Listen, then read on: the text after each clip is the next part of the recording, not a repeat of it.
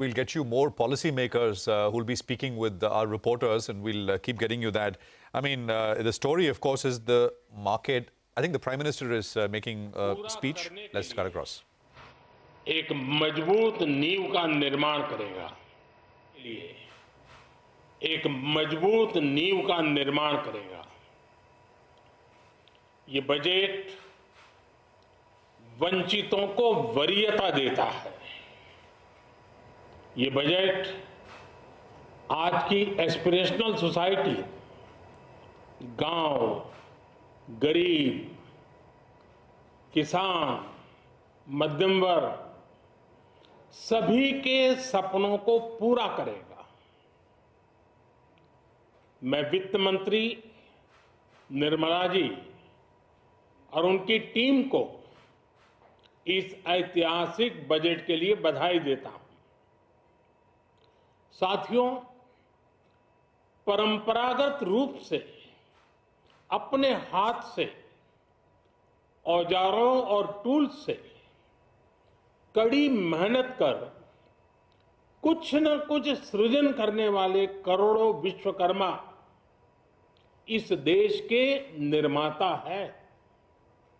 लोहार, सुनार, कुम्हार, सुथार, मूर्तिकार, कारीगर, मिस्त्री, अनगिनत लोगों की बहुत बड़ी लंबी लिस्ट है।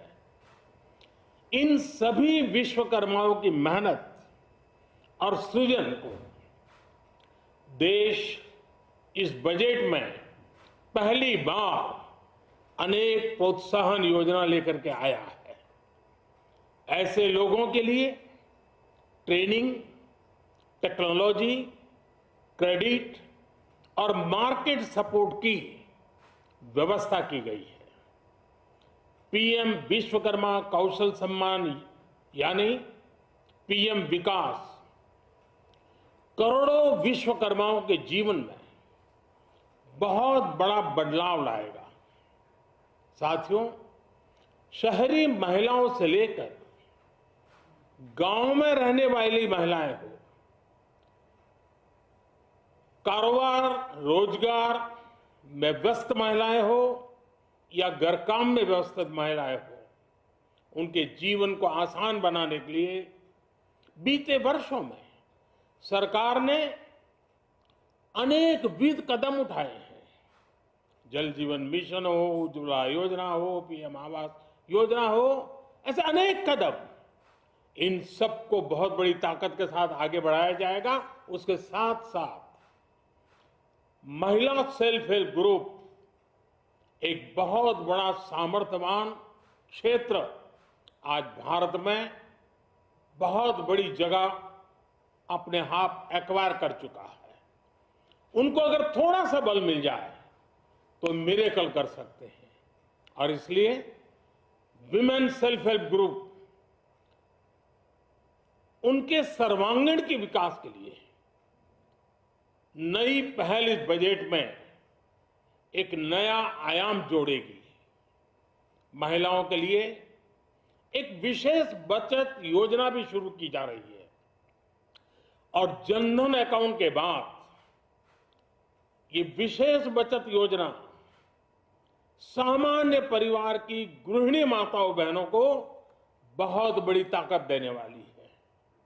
ये बजट सहकारिता को ग्रामीण अर्थव्यवस्था के विकास की धुरी बनाएगा। सरकार ने कोऑपरेटिव सेक्टर में दुनिया की सबसे बड़ी अन्न भंडारण योजना बनाई है, स्टोरेज कैपेसिटी। बजट में नए प्राइमरी कोऑपरेटिव्स बनाने के लिए एक महत्वाकांक्षी योजना का भी ऐलान हुआ है। इससे खेती के साथ साथ दूध और मछली उत्पादन के क्षेत्र का विस्तार होगा। किसानों, पशुपालकों और मछुआरों को अपने उत्पाद की बेहतर कीमत मिलेगी। साथियों, अब हमें डिजिटल पेमेंट्स की सफलता को एग्रीकल्चर सेक्टर में दोहराना है। इसलिए इस बजट में हम डिजिटल एग्रीकल्चर इंफ्रास्ट्रक्चर की एक बहुत बड़ी योजना लेकर आए हैं। आज दुनिया इंटरनेशनल मिलेट ईयर मना रही है। भारत में मिलेट्स के अनेक प्रकार हैं, अनेक नाम हैं। आज जब मिलेट्स घर घर में पहुंच रहा है, पूरी दुनिया में पॉपुलर हो रहा है, तो उसका सर्वाधिक लाभ भारत के छोटे किसानों के नसीब में है। और इसलिए आवश्यक है कि नए तरीके से उसको आगे ले जाया जाए। इसकी एक नई पहचान, विशेष पहचान आवश्यक है।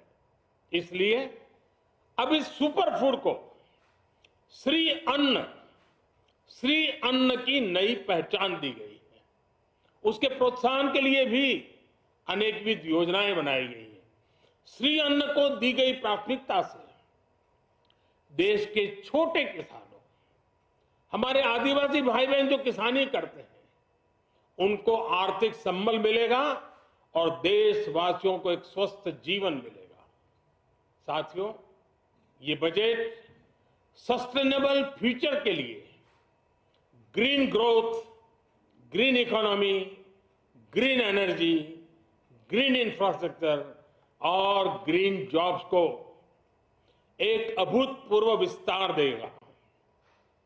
बजट में हमने टेक्नोलॉजी और न्यू इकोनॉमी पर बहुत अधिक बल दिया है। एस्पिरेशनल भारत आज road, rail, metro, port, waterways, हर क्षेत्र में आधुनिक इंफ्रास्ट्रक्चर चाहता है। नेक्स्ट जनरेशन इंफ्रास्ट्रक्चर चाहिए। 2014 की तुलना में इंफ्रास्ट्रक्चर में निवेश पर 400% से ज्यादा की वृद्धि की गई है। इस बार इंफ्रास्ट्रक्चर पर 10 लाख करोड़ रुपए का अभूतपूर्व इन्वेस्टमेंट भारत के विकास को नई ऊर्जा और तेज गति देगा। ये निवेश युवाओं के लिए रोजगार के नए अवसर पैदा करेगा, एक बहुत बड़ी आबादी को आय के नए अवसर उपलब्ध कराएगा।